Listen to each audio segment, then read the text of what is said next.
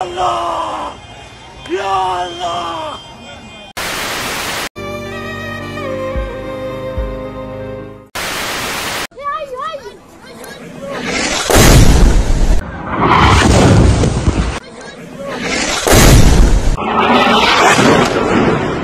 কি ফিলিস্তিন নামটা শুনে এড়িয়ে যাচ্ছেন? হ্যাঁ, যাবেনই তো, কারণ ফিলিস্তিন তো আর আমাদের বাংলাদেশ না। এড়িয়ে যাচ্ছেন যান, মুসলমানরা ভাই ভাই, আর মুসলিম রাষ্ট্র হিসেবে বাংলাদেশের উচিত যে কোনো উপায়ে ফিলিস্তিনিদের পাশে দাঁড়ানো। তবে একটা কথা মাথায় রাখবেন, সেই কিয়ামতের দিন যখন আল্লাহ তাআলা আমাদের প্রশ্ন করবেন যে মুসলিম রাষ্ট্র হিসেবে ইসলামকে বাঁচিয়ে রাখার জন্য সেই ফিলিস্তিনি দেশের জন্য আমরা কি করেছি, তখন কিন্তু আমাদের কাছে জবাব দেওয়ার মতো কোনো উত্তরই থাকবে না। আর এইদিকে ইমানের যুদ্ধে নিজের পরিবার সহ সর্বত্র হারিয়ে তাকিয়ে আছে সেই উপর দিকে, তারপরও কোনো মতে হাল ছাড়েনি সেই ইসলামিক যোদ্ধারা। বিপদে পড়া মুসলমান ভাইদের সহযোগিতা করার ইচ্ছা কিন্তু থাকে কম বেশি সবার, কিন্তু যদি সামর্থ্য না থাকে তাহলে কি আর করার। তারপরও সবাই আমরা মন থেকে একটু দোয়া করবো আল্লাহ তাআলা যেন তাদের এসব নাজাত থেকে হেফাজত করে।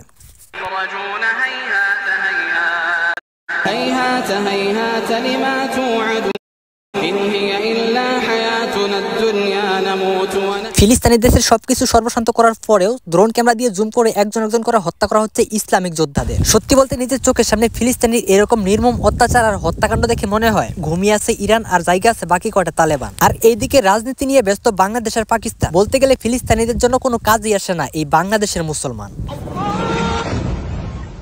সৌদি আরব ইসলামিক রাষ্ট্র হওয়া সত্ত্বেও মুদ্রার লোভে নিজের মাতৃভূমিকে ইউরোপ কান্ট্রিতে রূপান্তর করতে ব্যস্ত আছে আরব দেশের মুসলমান। আর এইদিকে মুসলমানদের প্রথম কিবলা রক্ষা করতেছেন ফিলিস্তিনি আর সেই দেশের মুসলমান। আর বন্ধুরা, কথায় আছে জোর যার মুল্লুক তার দশের লাঠি একের বোঝা। গোটা রাষ্ট্রে কিন্তু এই মুসলমান ভাইদের অভাব নাই, আর এই মুসলমানরাই নাকি একে অপরের ভাই ভাই। আর এইদিকে ফিলিস্তিনের সম্পূর্ণ দেশটা মুসলমান রাষ্ট্র হওয়া সত্ত্বেও আজ তাদের পাশে সহযোগিতা করার মতো নামদানি কোনো মুসলমান ভাই তাদের পাশে নাই।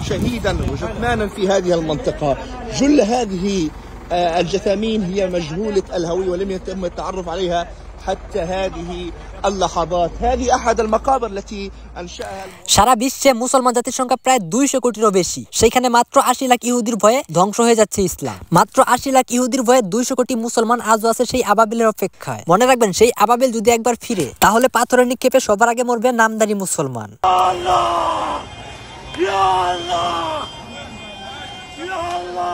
ফিলিস্তিনের এইরকম অবস্থা দেখার পরও চুপ হয়ে আছি আমরা সবাই। আরে আমাদের কথা নয় বাতি দিলাম, চাইলে কি সহযোগিতা করতে পারে না ফিলিস্তিনের পার্শ্ববর্তী দেশ সৌদি আরব আর ইরান? কিন্তু তারা সহযোগিতা কেমনে করবে ভাই? যে দেশের মাটিতে ফিলিস্তিনিকে সহযোগিতা করার নামে ইসরায়েলের পতাকা বিক্রি হয় 400 থেকে 500 টাকা। আর সেই দেশ কেমনে বুঝবে ফিলিস্তিনের অসহায় ব্যক্তিদের মনের ব্যথা?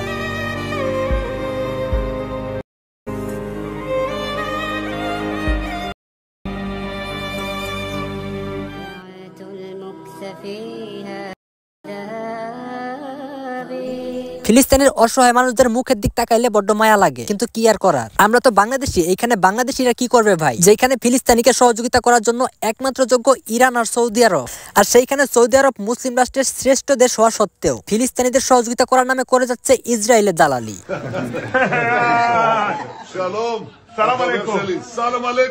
সৌদি আরব ইসলামিক রাষ্ট্র হওয়া সত্ত্বেও আরব দেশের সরকার কত বড় মির্জাফর। যদিও আমরা সবাই জানি ফিলিস্তিনের একমাত্র শত্রু হচ্ছে ইসরায়েল। ইসরায়েল শুধু ফিলিস্তিনের শত্রুই না, ফিলিস্তিনিকে রক্ষা করার জন্য বর্তমানে সমস্ত মুসলমান ভাইদের শত্রু হচ্ছে ইসরায়েল। আর অর্থের লোভে পরে সেই সৌদি আরবই করে যাচ্ছে ইসরায়েলের গোলামি। সৌদি আরব দুবাইয়ের কাছে তেল নিয়ে ইসরায়েলকে সহযোগিতা করে, আর ইসরায়েল তা ব্যবহার করে ফিলিস্তিনের উপর হামলা চালায়। শত্রু কোথায় খুঁজতে যাবেন? শত্রু তো আমাদের নিজেদের ঘরে। কারোরই কিছু বলতে হবে না, শুধুমাত্র সৌদি দুবাই যদি একটা কথা বলে কোনো মতেই ইসরায়েলের সাহস হবে না সামনের দিকে এক পা আগাতে। তারা তো কোনো কথাই বলবে না, কারণ তাদের দরকার টাকা। ইসলাম ধ্বংস হয়ে গেলে তাদের কি আসে যায়? তাদের তো রাসূলের দেশে জন্ম হয়েছে, তারা এমনিতেই জান্নাত পেয়ে যাবে। ভালো নেই ফিলিস্তিনের মা ও বোনেরা, ছোট ছোট মাসুম বাচ্চারা, আর তারা মেতে আছে মরমাস্তি, নরনারী আর জঘন্যতম খেলা নিয়ে।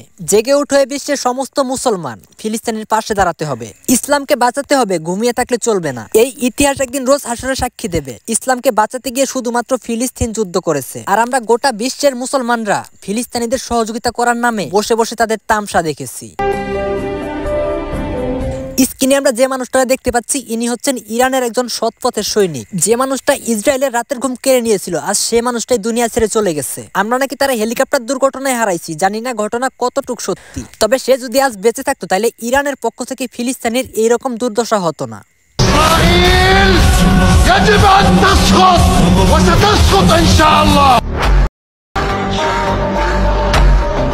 এই সৎপথের সৈনিক যখন জীবিত অবস্থায় ছিল তখন ইসরায়েলের ফিলিস্তিনের উপর সামান্যতম চোখ রাঙানোর কারণে এইভাবে ঈদের সালামি পাঠানো হয়েছিল। তাইলে একবার ভাবা উচিত বর্তমানে ফিলিস্তিনের যেরূপ অবস্থা এটা যদি তার চোখের সামনে পড়তো তাহলে সে না জানি কি করত। কিন্তু দুর্ভাগ্যের বিষয় আজ আমরা তাকে হারিয়ে ফেলেছি।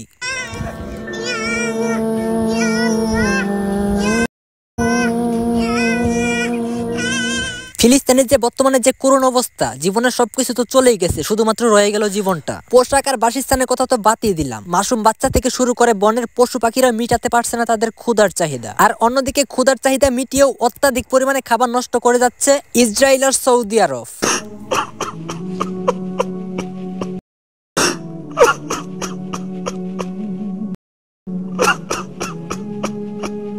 আর এই ক্ষুধার জ্বালা সহ্য করতে না পেরে ফিলিস্তিনের এক অবশিষ্ট বলেছিল, আমার দেশে তো অনেক মানুষ মরতেছে, আমি কেন মরি না? শুনেছি জান্নাতে নাকি আল্লাহ অনেক খাবার রাখছে, আমি যদি মরি তাহলে জান্নাতে গিয়ে খুব তৃপ্তি করে খাবার খেতে পারতাম। আল্লাহ সবারও আমার পক্ষ থেকে অশেষ অশেষ দোয়া রইল, তুমি হেফাজত করো সেই ফিলিস্তিনের অবশিষ্টদের। আশহাদু আন্না মুহাম্মাদুর রাসূলুল্লাহ। হাইয়া আলাস সালাহ।